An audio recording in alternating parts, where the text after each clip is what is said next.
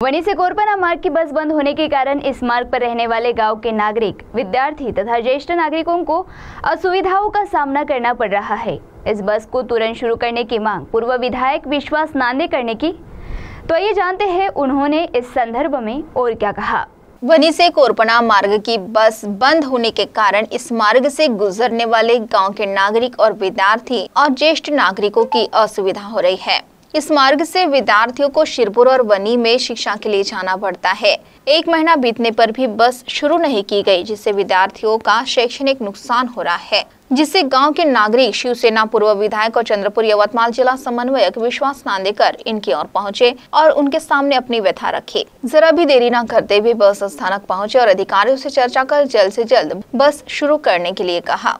लेकिन चर्चा करते समय डेपो मैनेजर ने बताया कि बांधकाम विभाग के गलत पत्र के कारण हमने एक दिन के लिए बस शुरू की, लेकिन रास्ता खराब होने के कारण अब यह बस तत्काल बंद किए जाने का इस समय डेपो मैनेजर ने शिवसेना पूर्व विधायक और चंद्रपुर यवतमाल जिला समन्वयक विश्वास नांदेकर इन्हें बताया। हाल की स्थिति में वनी शहर और तहसील में बारिश जारी है और विभिन्न स्थानों पर पानी जमा होने के कारण मच्छरों का प्रकोप बढ़ रहा है, जिससे नागरिक मलेरिया जैसी बीमारी से कैसे बचे, इस बारे में जन जागृति अभियान नगर पालिका की ओर से चलाया जाए। साथ ही शहर में होने वाली पानी की किल्लत जल्द से जल्द दूर करे। शहर में कई स्थानों पर बंद स्ट्रीट लाइट शुरू किए जाए। इन आदि मांगों का निवेदन शिवसेना पूर्व विधायक और चंद्रपुर यवतमाल जिला समन्वयक विश्वास नांदेकर ने मुख्याधिकारी बनी इन्हें दिया। निवेदन देते समय उमेश वैरागड़े, शिवराज पेचे, प्रसाद ठाकरे, हिमांशु बोहरा, रोहित बुरांडे आदि उपस्थित थे। तो आइए सुनते इस समय पूर्व विधायक तथा यवतमाल चंद्रपुर समन्वयक शिवसेना विश्वास नांदेकर ने क्या कहा।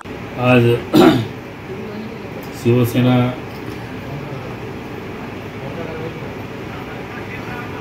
पक्षाच्या वतीने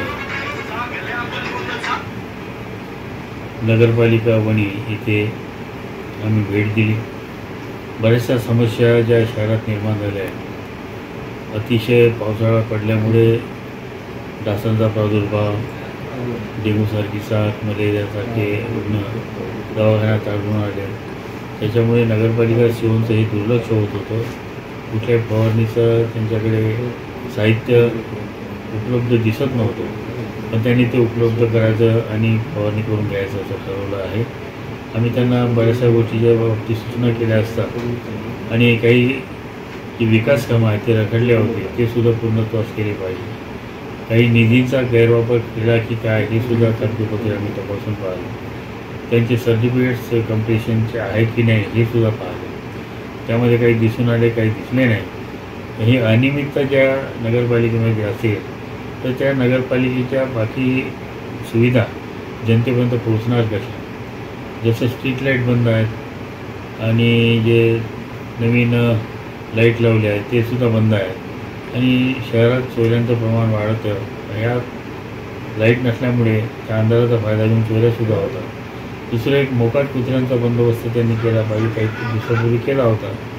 आणि जे डुकरं जे आहेत वनी शहरातले ते ग्रामीण भागात नेऊन शेतकऱ्यांच्या शेतामध्ये सोडल्या जातात, त्याचासुद्धा प्रादुर्भाव शेतकऱ्यांना सहन करावा लागतो। या सर्व गोष्टीचा सांगोपांग विचार त्यांच्यासमोर ठेवला आणि त्यांनी असं सकारात्मक उत्तर दिलं। त्यांना 8 दिवसाची आम्ही मदतसुद्धा दिली। तर शासकीय यंत्रणेमध्ये जर काही कमतरता असेल तर आम्ही त्यांना तातडीने मदत करू आणि आमचं शासन असल्यामुळे आम्ही त्यांना सहकार्य करण्याचा पुरेपूर प्रयत्न केला आणि त्यांना जर कुठे अडचणी येत असेल जिल्हाधिकारी म्हणा, मंत्रालयात म्हणा, त्यांना आम्ही सहकार्य करू असं त्यांना बोललो। त्यानंतर आम्ही BNC मध्ये गेलो। या तालुक्यामध्ये, या तिन्ही तालुक्यामध्ये बस सेवेशिवाय दुसरी सेवा कुठली नाही। त्याच्यामुळे शाळेच्या विद्यार्थ्यांचं नुकसान झालंच आहे। विद्यार्थी शिक्षणापासून वंचित राहिले आहे। पण रस्ते मुळात खराब आहे। रस्ते खराब झाल्यामुळे 20 टनाची कुठे कॅपॅसिटी त्याच्याहून 40 टनाचे ट्रक चालतात, 50 असेल तर त्याच्यावर 60चे चालतात। ही व्यवस्था RTOने सांभाळली पाहिजे आणि लोकांना एक धाक दिला पाहिजे की यापुढे जास्त माल वाहतूक करत असताना त्याचा विचार त्यांनी केला पाहिजे आणि रस्तेसुद्धा चांगले टिकले पाहिजे। त्याचं स्ट्रक्चरसुद्धा बदलून नवीन स्ट्रक्चरने रस्ते केले पाहिजे असं BNCला एक विचारणा करण्याचा आम्ही प्रयत्न केला। तर BNCचे अधिकारी आज मुळातच एकही हजर नव्हते। त्यांच्या कार्यालयात गेलो असता त्यांच्या कार्यालयामध्ये फक्त एक चपराशी आणि ड्रायव्हर हजर होता। सांगत होते त्यांचे वरिष्ठ अधिकारी फोनवरून की आज मीटिंग आहे. पण कालच आम्ही त्यांना सूचना केल्या होत्या, पण फोन उचलले नाही. आणि पळवाटा काढण्यामध्ये नंबर 1चे डिपार्टमेंट मला ते दिसून आलं. त्याच्यामध्ये त्यांनी सुधारणा करायचं ठरवलं आहे. उद्या पुनश्च त्यांच्यासोबत आमची बैठक आहे. या डिव्हिजनमध्ये जे रस्ते खराब झाले, या उपविभागामध्ये जे रस्ते खराब झाले आहेत त्याच्यासाठी आम्ही माननीय उपविभागीय अधिकारी SDO म्हणे यांनासुद्धा गड घालू उद्याला. आणि काही नवीन पुन्हा मटेरियल तिथे फर्निश करता येते पाहू आणि ते खड्डे बुजवू. जसं डाकोरी बोरी म्हणा, इंदोला या परिसरामध्ये रस्ते तात्पुरते का होईना ST महामंडळाच्या गाड्या तिथे व्यवस्थित जातील आणि विद्यार्थी आणि शेतकऱ्यांनासुद्धा शहरामध्ये येण्यासाठी कुठली अडचण राहणार नाही याची आम्ही काळजी घेऊ असं आम्ही त्यांना सांगितलं. आणि त्यांनी होकारसुद्धा दिला आहे.